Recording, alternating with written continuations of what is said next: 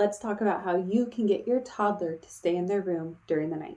So this one item has been a game changer for us. It is the Hatch nightlight and sound machine. Basically, like I said, it is a nightlight and it's a sound machine and it's programmable. It is amazing. So you can schedule anything you want on it, but typically you're going to use it for the time to rise, aka morning wake up, nap time or quiet time, and then your evening bedtime routine. Now, there are multiple generations of this product, the Hatch Light. There's like first gen, second gen. The most important thing is you get one that is compatible with your phone. There's a free app. You are going to want that because that is a way to override the Hatch without having to go in their bedroom. Okay, you're going to want your phone for this. So make sure it's compatible with that free app on your phone.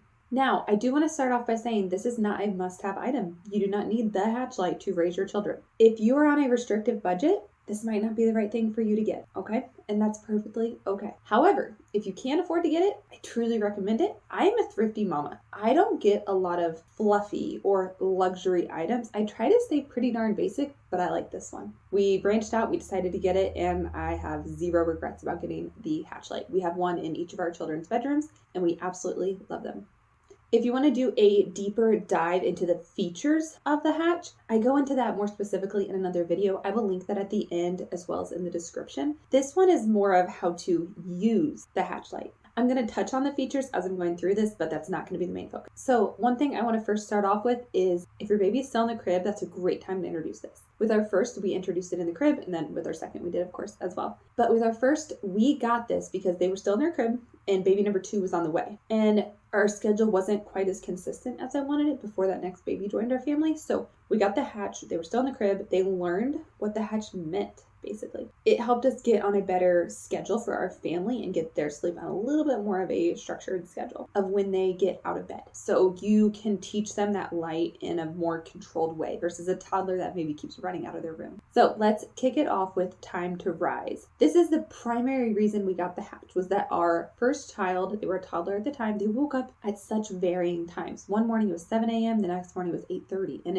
it was kind of hectic as far as our morning structure and our morning routine. And I wanted to see if I could make that get a little more consistent. The morning, what you would do is schedule a time to rise. During the nighttime, our child's light was red. Red was kind of like stop in our heads. I wish we would have done maybe a more calming color like blue or pink or purple. But anyway, red was night-night and it would play like white noise, the white noise sound. And then at 7:45 a.m., it would turn green. And I believe at that time, the sound just went off. We've changed things since then some, but I believe it just went off. So typically, if they were asleep, that sound would go off and they'd wake up. Sometimes they'd sleep through it if they were really, really tired. Now with this, we would adjust it as needed.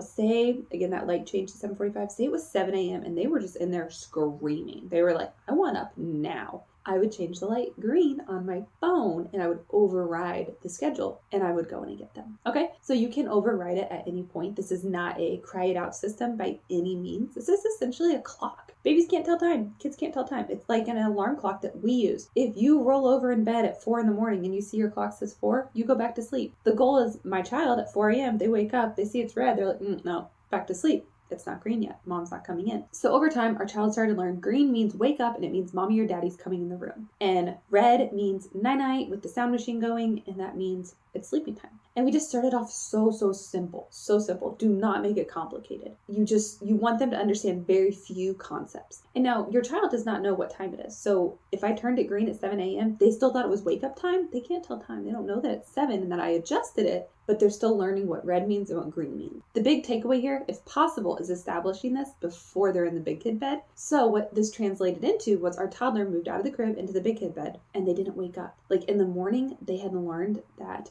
red meant night-night. So they would wait in their room till it turned green and then they would come out. And we, of course, communicated this to them and we talked to them and we taught them this. We also had rules we had to go along with. Emergency, you come out. If you think you're going to vomit or you're sick, you come out. As they got potty trained, you go potty. You do not wait in your room and have an accident. So we had to teach them and sort of alter it as we went along with their age and their growing up. And then we adjusted it even further for our oldest child once they were 3.5, 4. They wake up early. They're just an early riser, but our house is not ready to wake up yet. Okay, so we still have 7:45 as green, but what we did is change it to I think it's 7:20, it turns blue. So the red goes away, it turns blue, and blue means you can get up, you can play in your room quietly. But the house is not waking up, we're not running around, we're not banging toys. You can play quietly in your room, but you don't have to stay in bed. That first child, she's a rule follower. So I hope that makes a little bit of sense on the time to rise. And overall, you can override it, you can adjust it, you can work towards something like maybe 7:45 is your goal. And the first day you let them wake up at 7, and then you try to push it to 7:05, 7:10, and you just kind of gently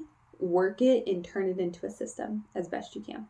All right, so let's talk about the nighttime routine. So during the day, the lights aren't even really on. They're just kind of in like sleep mode. And then 8 o'clock comes, 8 p.m., our lights in both of our children's rooms at the same time turn red and the sound machine comes on. That means it is bedtime. We don't really have like a pre-bedtime. We start getting them ready for bed around like 7:45 and the lights aren't doing anything. We get really, really close to bed, and about 8 o'clock, those lights turn red, and that's when we still have about story and cuddles. And we're out of their rooms usually by like 8:05. On the older child, maybe 8:10, depending how many books they get that night. So the red signifies like it is like bedtime is happening like pretty imminently. Now, as far as them learning the light at bedtime, I don't think that's as much on them.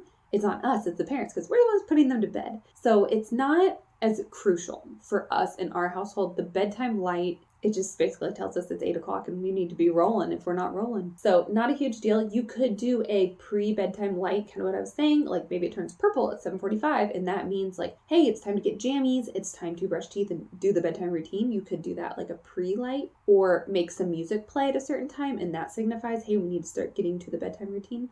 You can do so many things with the hatch. It's nifty. It's very, very nifty.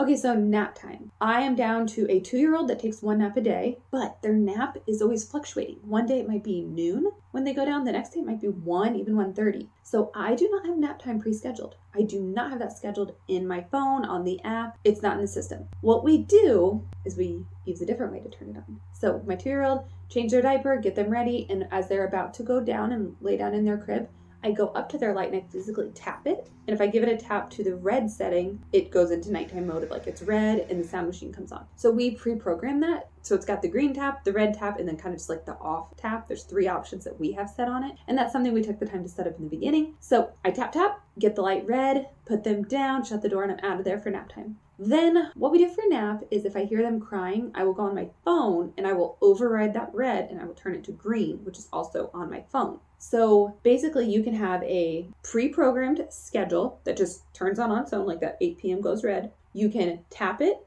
physically in the room, or you can override anything and everything from your phone. The combination of these 3 ways to work with the hatch is absolutely amazing. It can be completely hands-free with the scheduling. It can be completely hands-on if you really need to tailor it to them with the phone. And it can also be physically done in their room with the tap. So it works with you and your lifestyle and your situation. One huge tip I have for you, if you decide to invest in the hatch, discuss with your partner what you envision for this, how you envision it working before you try anything on your child. Because like I said in that beginning, especially if they're really little, you need to be as simple and consistent as possible for them to learn what this thing means. You can't keep changing it. You can't do orange one night and then purple the next night and confusing them, so you need to talk about it, and you need to talk about the settings you want, but also how you're going to handle it. For example, if my 2-year-old cries at 4 a.m. and it is red, her light's currently red, it's 4 a.m, she's sleeping, supposed to be sleeping. If she cries, how do I handle that? That's something for you and your partner to discuss. Do I turn it green and then I go in? Or do I leave it red and I go in?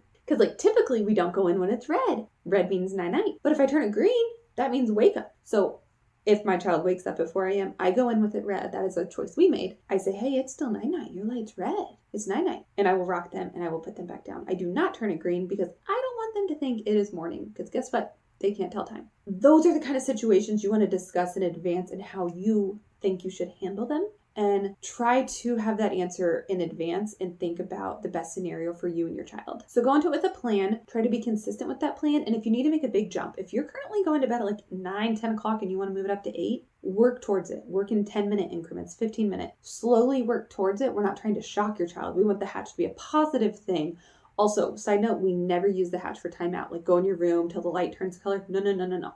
The hatch is never a negative thing in our home. It's not a punishment. It's not a timeout clock. Never. Stay consistent, find your system, and remember every child is different and they are going to handle it differently, and it might work better for some children than for others. In my opinion, the hatch is a great tool for getting your family on the same page and on the same schedule. Start simple, keep it clear, keep it consistent. And like I said before, I will pop a video on the screen right now, and it is going a deeper dive into the features of the Hatch, such as the battery, the colors, the sounds, Wi-Fi connection, the app. Check out that video. Again, it should be on the screen now, and if it is not, it is linked in the description. Learn more about the Hatch, and I cannot recommend it enough.